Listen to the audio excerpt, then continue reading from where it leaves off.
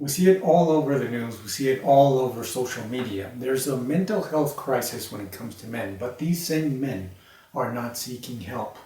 June is Men's Mental Health Month. Experts say men are less likely to get help due to a stigma behind it, or one that they think exists.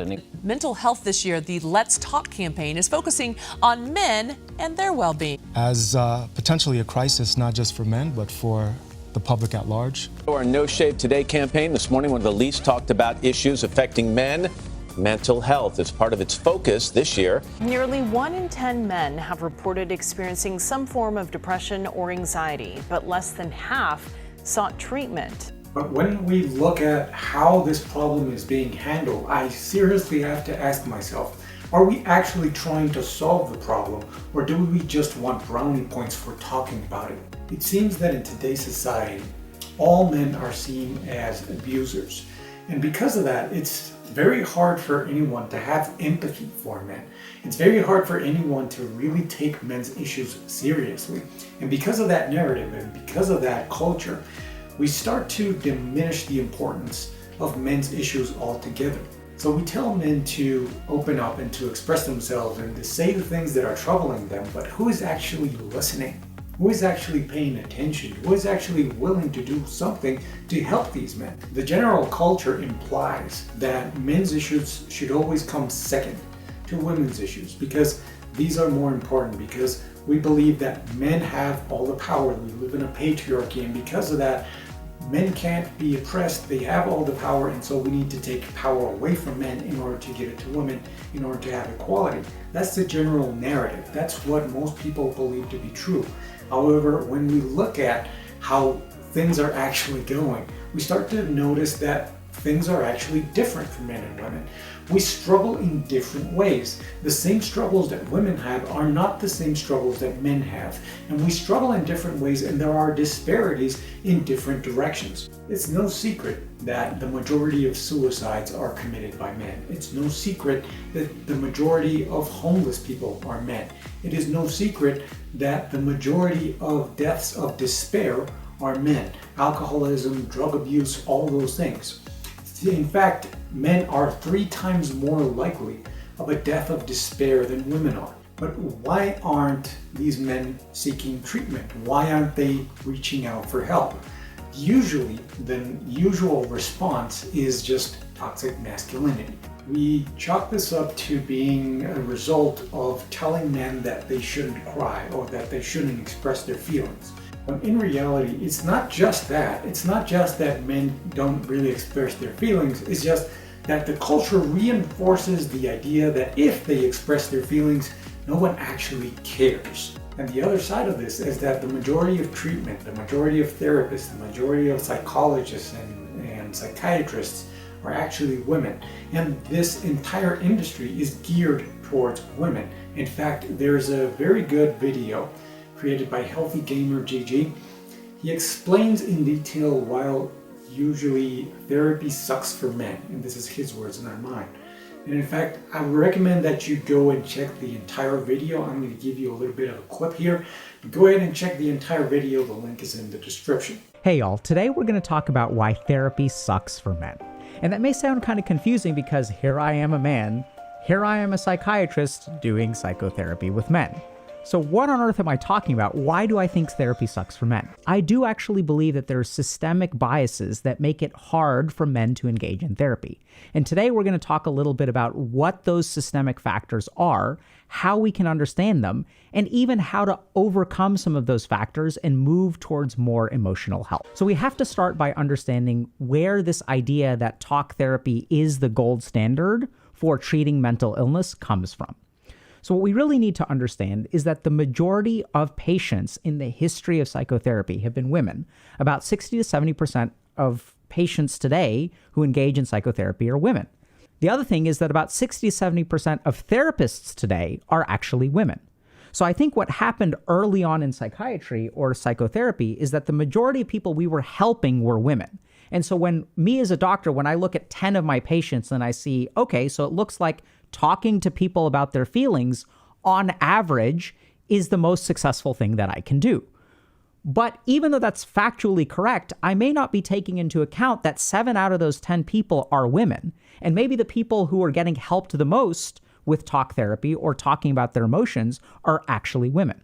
And it's not just me that says this. If you actually look at the American Psychological Association's guidance for working with boys and men, they sort of point out a systemic bias in the way that we diagnose men and women. And that's a lot of the diagnoses that women get, like depression and anxiety, which, by the way, women are about 2 to 3 times as likely to be diagnosed with that stuff. A lot of those diagnoses have to do with feelings and being able to articulate stuff. So, for example, major depressive disorder involves feeling sad when you're depressed, right? Makes sense. And that a lot of men are actually diagnosed with what we call externalizing disorders, things like addictions or sociopathy or antisocial personality disorder. So these are disorders that involve behaviors. So I think they're sort of cluing us in on a really important idea, which is that when men feel something, they act on it as opposed to articulate it or talk about it. And if we tunnel down into a little bit about how men deal with their emotions, we'll kind of see that this is true in general as well. Because if you're a man, an emotion is a problem to be solved, not something to be talked about, right? So think about, like, if you get bullied on the playground and you feel ashamed of yourself and people call you a fat kid and beat you up, that isn't something you talk about. In fact, if you go and cry to mommy or cry to the teacher, you're actually treated worse. You're taught that articulating problems and talking to people is cause for punishment.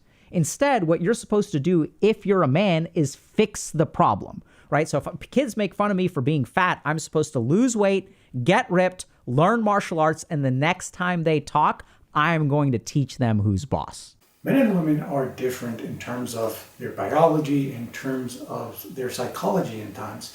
And so because of those differences, we need different approaches when it comes to mental health. The way that the entire mental health industry is set up is not really that beneficial to men. And because of that, it becomes very difficult for men to look for help in those areas. So I wrote this paper, I think this a Quillette article, I think? A year or two ago, that reviewed a lot of the recent research on looking at gender biases in psychology. And a lot of the time you see exactly the opposite. So people are biased in favor of women across a lot of different domains. They often treat women better than men. They like women better than they like men. Women get punished less than men for the same things. When there's a scientific finding that portrays men better than women, people are biased against it in relation to scientific evidence that portrays women better than men. So people want women to be better than men. In fact, 70% of therapists in the US are women. And this is not to say that women cannot be therapists or that they can't help men in any way. It's that they cannot possibly relate specifically to things that only affect men, in the same way that men cannot relate to things that are specifically unique to women. Men need a lot of a physical component to therapy. And in fact, this is something that HealthyGamerGG also talks about, and this is something that other people have found out as well. In my own personal life, I found out that this be very true as well, because I coach MMA, I coach mixed martial arts.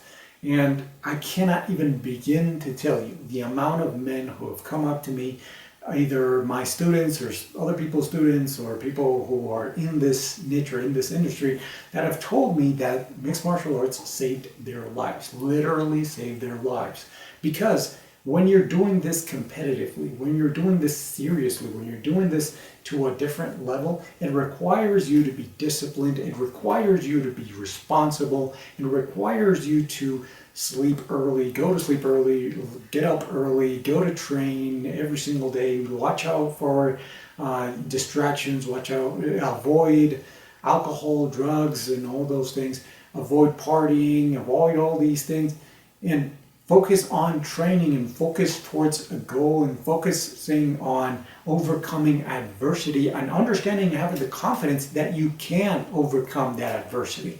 So doing these things, these physical things, is a huge part of men's mental health. And I think that we're just now starting to scratch the surface of that. And in fact, they are now creating new programs for men that have this physical element installed in them.